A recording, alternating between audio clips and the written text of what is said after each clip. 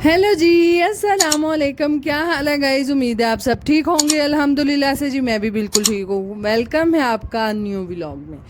तो जी, जिन लोगों ने अभी तक मेरे चैनल को सब्सक्राइब नहीं किया, काइंडली सबसे पहले सब्सक्राइब कर दें, लाइक कर दें एंड शेयर कर दें। तो जी, हमारी प्यारी सी सुबह का आगाज़ हो चुका था और ये रात हमारी होगी चांद रात वाली, क्योंकि आज जो है मेरा व्लॉग पीछे आपको रिसीव हो रहा है। तो इसीलिए जी, आपका आज सेकंड डे है ईद का, तो इसीलिए मेरी तरफ से आप सब बहन भाइयों को ईद मुबारक। अल्लाह पाक जी सबको खुशियाँ नसीब करे। तो इसी के साथ साथ जी हम आते हैं वापस अपनी रूटीन की तरफ। आज है जी हमारी चांद रात, और चांद रात वाले दिन आपको तो पता है कि जैसा कि लड़कियों के घर के काम ख़त्म नहीं होते, मैं कहती हूँ यकीन जाने कोई भी ऐसा घर का हिस्सा नहीं रह जाता कि जब औरतें खासतौर पे ईद से एक दिन पहले वो घर का हिस्सा जो है साफ ना करें। तो खैर से जी हम भी उन्हीं औरतों में शामिल हैं। असा केड़ा पीछे रह जाना। तो खैर से जी असा अन्ने वाह हूँ तो तवाई कर छड़ी सी शुरू हैं, उतों लैके थलियों तक कार साफ सुथरा करना सी। तो इसीलिए जी सबसे पहले मैं जो है चारपाइयाँ थी, मोहम्मद की चारपाई थी और साथ में एक छोटी चारपाई थी, तो इन दोनों को वॉश करना था अच्छे से। मैं और मेरी छोटी सी एक हेल्पर है जो कि हमारे डेरे पे फैमिली है, तो वो आ जाती है जी मेरी हेल्प करवाने। तो उसके साथ मैंने मिलके, तो हम दोनों ने मिलके ये दोनों चारपाइयाँ हमने वॉश कर ली सुबह सुबह, क्योंकि अगर धूप ज़्यादा हो जाए तो फिर ज़्यादा मसला बन जाता है। तो खैर इसीलिए हमने छाँव छाँव में जो है वो हमने काम ख़त्म किया। काम ख़त्म करने के बाद जी लंबा सा हमने वेट किया अपनी मेड का कि वो जल्दी से आए और सफाई कर दे। और जाहिर है फिर ईद से एक दिन पहले सारा घर धुलवाना होता है, किचन की डीप क्लीन सफाई और ये सारी चीज़ों को मैनेज करना एक औरत के ही हाथ में होता है, तो जो कि बहुत मुश्किल हो जाता है। तो खैर हम भी जी मेड के ही इंतज़ार में थे कि जल्दी जल्दी आए। तो जाहिर है जो मेड होती है उन्होंने बस एक घर में नहीं जाना होता, 2-3 घर उनकी ड्यूटी होती है उनको साफ़ करना। तो खैर हमारी जी आज तकरीबन हमारी मेड जो है वो लेट आई थी, इसीलिए जी हम जो है वो फिर कह लें कि लेट तरीन हम हो गए कि सफाइयाँ हमारी बहुत लेट हुई। और यहाँ पर जी जो है मैं और अहमद हमें जाना था बाज़ार, क्योंकि छोटा सा काम था। मैं काफ़ी दिन पहले जो मैं और फातिमा और फजर बाज़ार गई थी, हम उस दिन के दे चुके हैं दर्जी को। दर्जी को तो नहीं है, भाई हैं, पीको वगैरह करते हैं, लैसे वगैरह लगाते हैं, तो वो उनको मैं दुपट्टे दे आई थी अपने पीको करने के लिए, तो उन्होंने करके नहीं दिए थे। उन्होंने मुझे कार्ड दे दिया था कि आप थोड़े दिन बाद आके ले जाइएगा। तो खैर मेरा तो जाना हो ही नहीं था रहा, तो इसीलिए जी मैं और अहमद हम दोनों आ जाएंगे बाज़ार में। छोटे मोटे काम हैं वो ख़त्म करेंगे, और ख़त्म करने के साथ साथ जी मेहंदी, चूड़ियाँ, बच्चों की ये छोटी मोटी चीज़ें जो हैं उनको लेके आना है। तो खैर नाल माशाल्लाह जी असा मंजियां तो धोता लिया सन। तो खैर नाल आ वेख लो, इत्थे मेरी पुप्पो जान नूं मैं ड्यूटी दी सी कि थोम छिलो, थोम ते छिल किता सी। मेरी पुप्पी जान बार बार कोई भी ऐसा काम सी ना, नहीं धीआ भी कर जा है, मेरी धीआ भी कर जा है, एंड ते जी थोम छिल रहे ने। वो भी उन्हें कहा, मैं हालांकि हाथ च बुरहा फड़े है, मैं पा के चली। उन्हें कहा मेरी धी ए ना थोम भी धो के साम जा। मैं क्या पुप्पो होना लियाओ, मनु नाल ही दे छड़ो, मैं बाजार लै जानी हूँ तो धो लियावां। क्योंकि घर में जो देसी खास तौर पर मदर्स होती हैं वो ऐसे ही करती हैं। मैं तो इंज लगता सी ना मैं वापस हो रहे बाजारों कार आना ही नहीं। तो खैर जी इन्हीं मसलों के साथ साथ एक और अदद मसला मैनू लगता है, जिद्दों भी साढ़े घर खास तौर पर मैनू लगता है इंज होंदा है कि जिद्दों भी ऐसा जाना होंदा ना बाजार, तो खैर घरदियां कोल मोटरसाइकिल मंग लो ना कि भाई मोटरसाइकिल दो, अहमद आया मैं उहदे नाल जाना बाजार। तो उन्हें लै तेल तो है ही को नहीं, तेल पवा लिया जे ते लै जो है। मैं नहीं है सिर्फ साढ़े घर ही मसले मसाइल ने कि तुहाडे नाल ही इंज होंदे ने। तो खैर से जी सबसे पहले हमने जी मोटरसाइकिल में डलवा लिया तेल, और तेल के बाद जी हम अपने सफ़र पर रवां दवां। और गर्मी यकीन करो इंतहा दी सी, ते रश उदों वध इंतहा दा सी। है कोई हाल नहीं, मैं नहीं आया, मैनू मजबूरी ना होंदी, यकीन करो मैं बाजार मुँह भी नहीं करती। बहरहाल छोटे मोटे काम है, ज़िंदगी इसी तरह से चलती है और इसी तरह से गुजर जानी है, तो खैर वो भी करने हैं।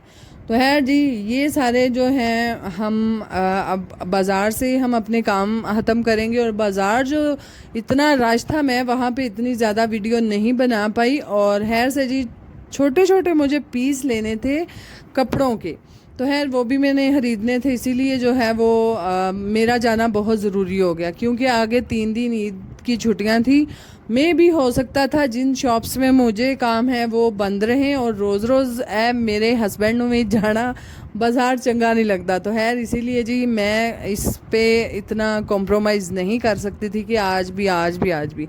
तो खैर मेरा यही था कि ईद की छुट्टियों से पहले पहले मैं ये छोटे मोटे काम अपने ख़त्म कर रहा हूँ। मैं अपनी जितनी भी मुझे चीज़ें चाहिए थी वो मैं लेकर आ चुकी थी, और वापसी पे जी यहाँ पर हम खड़े थे इस इमली आलू बुखारे वाले पानी पे। यकीन करो साड़ी सड़क तो लभदा है पर मज़े दा हुंदा है, स्वाद आ जाता पी के। तो खैर गर्मी की भी काफ़ी ज़्यादा थी, और एंड पे जो आलू बुखारा वो अंदर देते हैं, हाय हाय ओदा ते स्वाद ही हो जाता है।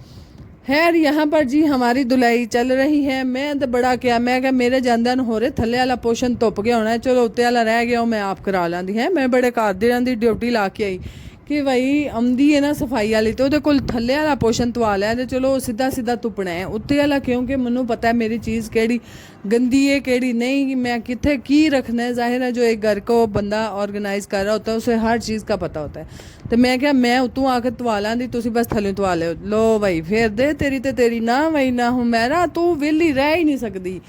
पर यकीन करो लत्तां ते पैर मेरे इंतहा दे दर्द हो गए सन। कोई जुत्ती पटा मारे ऐतकी मैंने जुत्ती सोड़ी लभी है, मैं इन्हू इन्ना को भेज छड़िया ना फिर भी नहीं खोल रही। बहरहाल जी इसी के साथ साथ जो है जी मैं घर आई, फिर आके छोटे मोटे काम थे उनको ख़त्म किया। इतने में जी सफाई वाली आई, फिर हमने नीचे से वॉश करवाया, फिर ऊपर से करवाया, और फिर सारी सफाइयाँ वगैरह करने के बाद नहीं मैं क्या ले कुछ ला लिए हैं। तो इधर सहर जो है वो बेसन कॉफ़ी ये सब कुछ मिक्स करके लगा रही थी। तो मैं क्या आ वेख मेरे हथ में तो उंजी छिट्टियाँ हैं वेखो साड़ी, तो मैनू लगता मैल भांडे धो के लै जानी है। तो खैर यहाँ पर एक नींबू पिंड पुसियां दा ਉਹ ਸਾਪਸੀ ਸਾਡੇ ਸਾਰੇ ਬਾਲ ਬੱਚਿਆਂ ਦਾ है। तो इसीलिए जी अहमद मोहम्मद फातिमा फजर सारे मेरे अगे बह गए। मैं क्या हो लो भाई थोड़ी भैन ने अज खुले दिल नाल कॉफ़ी ते बेसन घोले, अज मैं सारा ला छड़ना है मैनी पैडी लियाओ। मैं क्या सारे दा करा। तो ऐसे जी यहाँ पर सारी फैमिली है असी ला के ये मूँह दे उत्ते बह गए। फिर तो ये जिवें जिवें सुकदा सी ना मूँह आकड़दा जांदा सी। ते मेरा माँ सदके जाए पुत्र अली, लो वेख लो साड़ी टिड्डी भी नहीं पीछे रही। अली जो है वो पंखे के आगे बैठ के एक तो उसको सुखा रहा था और दूसरा साथ साथ मुंह खोल खोल के देख रहा था कि मेरा मुंह खिंच किता है। मैं कहा पुत्र इंजा ही होंदा है। तो खैर यहाँ पर जी अहमद जो था उसने भी लगाया, तो उन्होंने कहा पुप्पो ना बनाओ सारा पिंड व्लॉग वेंदा, मुंडे की आखन दे, मैं मुंडे की आखन दे पुत्र बेसन ही लाया असा की कीता है। आ वेख लो पिद्दे जे है जे खुदा दी कसम, तो वेख लो ये भी मूँह च पांदे पे हैं जिवें बड़ा नहीं केड़ा कारनामा हो। हुण तो आम गल है मुंडे फेशियल करांदे ने पार्लर जाके पुत्र तुसीं बेसन ला ला शर्मांदे हो। बहरहाल जी मैं कहा लिया नहीं सैरी मैं भी ला ला, चल मैं चिट्टी ते गई हैं मैं बड़ी चिट्टी जदू अग अगे खलोना ही खलोना है तो बंदा ए ला के खलो जे है। तो फिर फौरन नाल जी मैं भी अपने मुँह ते ला के मैं फिर टुर गई चूल्हे दे अगे, क्योंकि जी मैं साथ साथ बना रही थी लबे श्री हैं। तुसीं भी आंदे होवो हाले भैन जी कल लबे श्री बनाई अज फिर बना ली। साढ़े घरदियां को नहीं जसकून यकीन करो साढ़े बालां नूं बड़ी आहार आई हुंदी है। पुप्पो लबे श्री बनाए, खीर ना बनाए, कस्टर्ड ना बनाए, सेवियां ना बनाए, बस लबे श्री बनाओ वाल खा लो। तो खैर से जी मैं साथ साथ लबे श्री बना रही थी, भाभी जो है वो फालसे का जूस बना रही थी, और साथ पता नहीं हो रहे नाल दे चूल्हे तो की चढ़े गंढे आंडे चढ़े सन। क्योंकि चांद रात एक ऐसा दिन होता है जबकि आपके घर में सब्जी तो बनाई जाए अगर आप खाएं तो, क्योंकि चावा चावा मन लगता अद्धी भुख मर जाती है बंदे दी। तो खैर इसीलिए जी हम ज़्यादातर चांद रात वाले दिन इस तरह का कोई सालन बना लेते हैं, या तो आलू अंडे या फिर प्याज अंडे, जो कि बस टाइमली ख़त्म हो जाए, यानी कि फ्रिज में रखने का उसको ज़रूरत ही ना पड़े। और आगे ईद होती है तो फिर सेले ना बंदा किसी ने देन जोगा तो ना आप खान जोगा, तो इसीलिए चीज़ उतनी बनाएं जो कि आपकी शाम में ही ख़त्म हो जाए। तो असी भी बस गंढे आंडे बना रहे सा। तो खैर इसी के साथ साथ जी हम सब ने अपना मैनी पैड ही यानी कि मुँह के ऊपर हमने लगा लिया बेसन। फिर जड़ा वध्या असां हत्थां ते भी असां धौणा ते भी असां फड़ के पैरों ते भी मल लिया। तो खैर यहाँ पर बच्चे जो हैं सब अपना मुंह धो के मैं क्या कोई भी नहीं चिट्टा होया है, उंजे तो उंजे यकीन करो फिटे मुँह पई है साढ़े सारिਆਂ ਦੇ ਮੂੰਹਾਂ ਤੇ। खैर ऐ तो फिर बस कुदरत वाली ना असी चिट्टे हो जाइए। बहरहाल जी अपनी स्किन केयर जरूर करनी चाहिए। वेखो इतलू ही कोई सह लो आ निक्की जी टिड्डी है साड़ी, यकीन करो इसकी स्किन केयर नहीं जो मुकदी पई। आ साड़ी चांद रात दी तैयारियां ने बस छोटियां मोटियां। तो खैर यहाँ पर इसी के साथ साथ जी ये सब कुछ करने के बाद शाम को खाना खाने के बाद हमने लगाई थोड़ी थोड़ी मेहंदी।